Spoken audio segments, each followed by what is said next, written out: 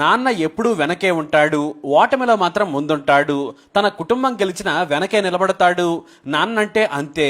అలాంటి నాన్న వృద్ధాప్యంలోకి వచ్చాడు. చూస్తూ ఉండగానే నాన్న నడవలేకపోతున్నాడు. అమ్మ లేదు, నాన్నకు ఆసరా లేదు. ఇంటి గోడలే ఆసరా అయ్యాయి. నాన్న తన గదిలోనే గోడలు పట్టుకుని నడుస్తూ ఉన్నాడు. కానీ నూనెతో చెమట పట్టిన ఆయన చేతులు గోడలపై పెట్టి నడుస్తుంటే ఆ ముద్రలు స్పష్టంగా కనిపిస్తున్నాయి. కొత్త ఇంట్లో ఆ మరకలు చూస్తే నా భార్యకు చాలా కోపం. మీ నాన్న గోడలు మురికిగా చేస్తున్నాడు, ఒకసారి చెప్పమని రోజు నాతో గొడవ చేసేది. నేను కూడా చూస్తూనే ఉన్నాను. నాకు కూడా కోపం వచ్చేస్తుంది. కానీ నాన్నను చూడగానే ఏమీ అనలేకపోయాను. కానీ అందంగా ఉండాల్సిన గది మురికిగా అయిపోయింది. ఎవరైనా చూస్తే ఇదేమిటనుకుంటారు. ఇక ఆ మరుసటి రోజు నాన్నకు తలనొప్పి ఎక్కువైంది. మనవడిని పిలిచి కొబ్బరి నూనె తీసుకునిరా బంగారు కొండ అన్నాడు. తాత అంటే మనవడికి ప్రేమ, మనవడంటే తాతకు ప్రాణం. ఇదిగో తాత అంటూ కొబ్బరి నూనె ఇచ్చాడు మనవడు. నాన్న దట్టంగా కొబ్బరి నూనె పెట్టుకుని మసాజ్ చేసుకున్నాడు. చాలాసేపు గదిలోనే ఉండి బోరు కొట్టిందేమో. మనవడు మనవరాలు పక్కన కూర్చోవాలనుకున్నట్లున్నాడు. మళ్ళీ గోడలు పట్టుకుని హాల్లోకి వస్తున్నాడు. అంతే, నా భార్య చూసింది. మీకు కళ్ళు కనబడుతున్నాయా అని నా మీద అరిచి గోడ వైపు చూపించింది. నీట్ గా ఉన్న గోడలు మొత్తం మురికి పడ్డాయి. నాకు కూడా ఆలోచన లేకుండా వెంటనే కోపం వచ్చేసింది. నీ గదిలో కూర్చోవచ్చు కదా, గోడలన్నీ నాశనం చేస్తున్నావు, నడిచేటప్పుడు గోడలు ఎందుకు పట్టుకుంటున్నావని అరిచాను. నాన్న నా వైపు వర్ణించలేని విధంగా చూశాడు. ఆయన కళ్ళు ఎరిపెక్కాయి. కోపం రాలేదు, కానీ ఆ కళ్ళలోని బాధ మాత్రం నిండు బావిలా బయటకు రాకుండా ఆగిపోయిన నీటి జాడల్లో నా ప్రతిబింబం కనిపించింది. అలా గోడలు ముట్టుకోకుండా వణుకుతున్న కాళ్లతో 2 వేళ్లు మాత్రమే గోడ మీద పెట్టి నడుస్తూ కనిపించాడు నాన్న. ఆ దృశ్యం చూసి నాకు సిగ్గనిపించింది. నేను మనిషినేనా అనుకున్నాను. నోట మాట రాలేదు. కానీ నాన్న మనసులో సునామీ బాధ నేను గమనించాను. ఇక ఆ రోజు నుంచి ఎంత కష్టమైనా నాన్న మంచం మీద ఉండేవాడు, బయటకు రాలేదు. ఎందుకంటే గోడలు మురికైతే కోడలకి కోపం, కొడుకుకి కోపం. తనకు కావాల్సినవన్నీ కూడా మనవడు మనవరాలతో తప్పించుకునేవారు. అయితే అలా ఎన్ని రోజులు మంచం మీద ఉంటారు? ఓసారి లేచారు, గోడ సపోర్ట్ లేకుండా నడవటానికి ప్రయత్నించారు. కానీ నడుస్తూ కింద పడ్డారు. అంతే, అలా పడ్డదానికి ఆయన మంచానికే పరిమితమయ్యారు. అలా మంచాన పడ్డ 3 నెలలకే నాన్న చనిపోయాడు. ఎంతో పౌరుషంగా హుందాగా బ్రతికిన నాన్న అనారోగ్యం కంటే కూడా ఇంట్లోని అగౌరవమే ప్రాణం తీస్తుందని నా మనసుకు బాగా అర్థమైంది.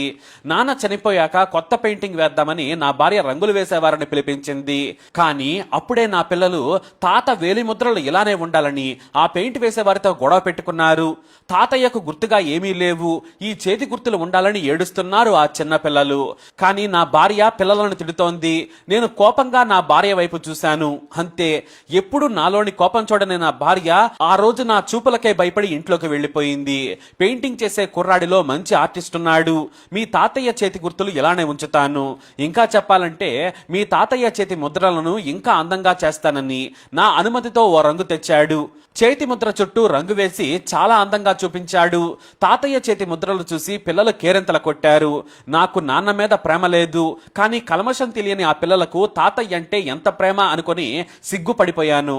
మంచి డిజైన్లా చేతి ముద్రలను మార్చి అందంగా రంగులు వేశారు ఆ కుర్రాళ్ళు.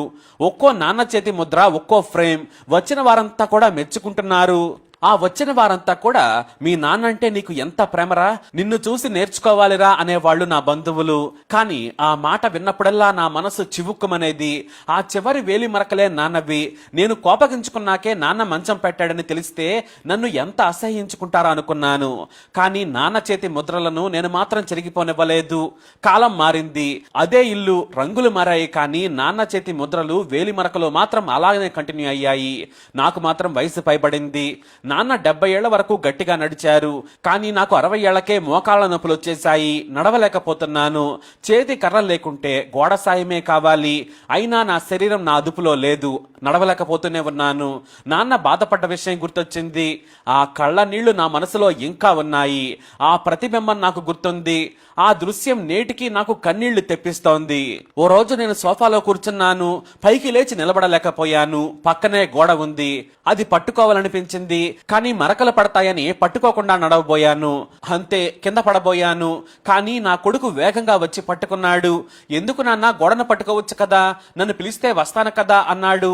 నా మనవరాలు వచ్చి తాతయ్య నన్ను పట్టుకోమంటూ చేయిని భుజం మీద వేసుకుంది. నాకు ప్రాణం పోయినంత పనైంది. వెంటనే మా నాన్న గుర్తొచ్చేశారు. ఆ రోజు నేను అరవకుండా ఉంటే నాన్న కొన్నాళ్ళు బ్రతికేవారు కదా. నాకు జన్మనిచ్చిన ఆయన ఆయుష్ను నేనే తీసుకున్నాను. నాకు ఒక్కతే మనవరాలు, నేనంటే చాలా ప్రేమ, పేరు మేఘ. తన డ్రాయింగ్ బుక్ తీసుకొచ్చి నాకు ఫస్ట్ ప్రైజ్ వచ్చింది తాతయ్య అని చూపించింది. అది చూడగానే మళ్ళీ నాన్న గుర్తొచ్చాడు. ఎందుకంటే తమ ఇంట్లోని నాన్న చేతి ముద్రలనే అందంగా గీసింది మనవరాలు, వాటికే ఫస్ట్ ప్రైజ్ వచ్చింది. మళ్ళీ నాకు సిగ్గనిపించింది. పిల్లలు పెద్దల్ని గౌరవించే పద్ధతి ఇంటి నుంచే మొదలవ్వాలి. వెరీ గుడ్ అని రాసి మొదటి బహుమతి ఇచ్చారని చాక్లెట్ లో సగం తీసుకుని నాకు సగం ఇచ్చింది నా మనవరాలు. ఆ ప్రేమ చూసి నా మనసు ఎక్కడికో వెళ్లిపోయింది.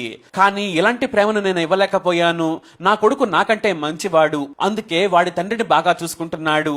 నేను మాత్రం మంచి కొడుకుని కాదు. మరు జన్మంటూ ఉంటే మళ్ళీ మా నాన్నకు కొడుకుగానే పుట్టి రుణం తీర్చుకుంటానని పడుకున్నానంతే.